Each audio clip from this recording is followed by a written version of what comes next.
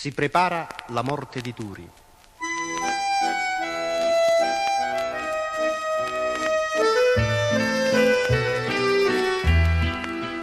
Or Giuliano l'onore ha perduto, le promesse non son mantenute, le speranze son tutte cadute e il suo cuore più pace non ha.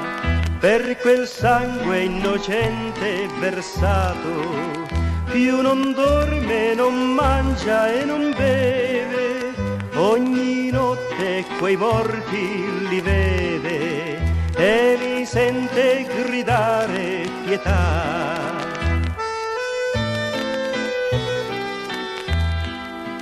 Ed intanto gli infami signori che hanno illuso il bandito Giuliano se ne lavano tutti le mani e nessuno gli vuole parlare.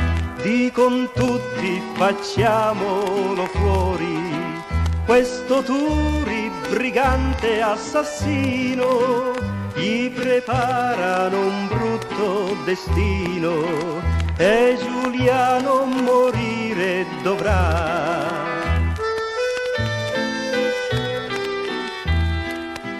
Se il bandito da vivo si arrende, quanta gente potrebbe accusare, e la gente la più criminale che si veste di falsa pietà, razza infame che tutto si vende, patria onore per fare quattrini, questi sono i più grandi assassini che non hanno nessuna pietà. Ed ognuno comincia a tremare se quel gioco si viene a scoprire, in galera potrebbe finire se Giuliano continua a campare. Un processo potrebbe svelare retroscena di grande vergogna, quella lingua tagliare bisogna per nascondere la verità.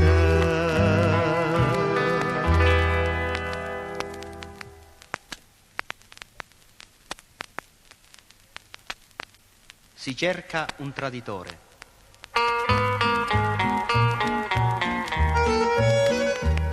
Si spara sui banditi d'ogni parte, si vedono gendarmi a destra e a manca, così si spera che la bandiera bianca Turi Giuliano poi possa presentare. Ma passi il tempo ed egli ancora forte ed esce salvo d'ogni avvenimento, dovunque passa e semina la morte che lui combatte e non si fa pigliare.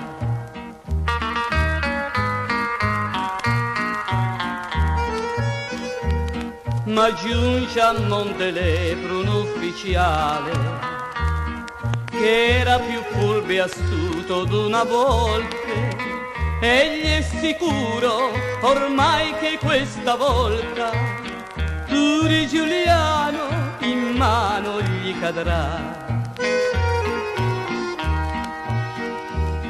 In confidenza Gaspere Pisciotta gli fa sapere che gli vuol parlare e poi promette che gli farà donare qualche milione e piena libertà.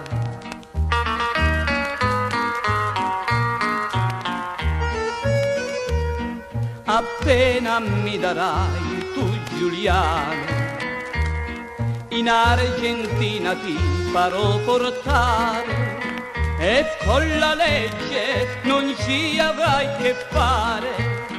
Io son garante dell'impunità. Pisciotta, grande Giuda Iscariota, era l'amico di Turi Giuliano, l'invita a casa e con il cuore in mano. Turi Giuliano, amore te se ne va.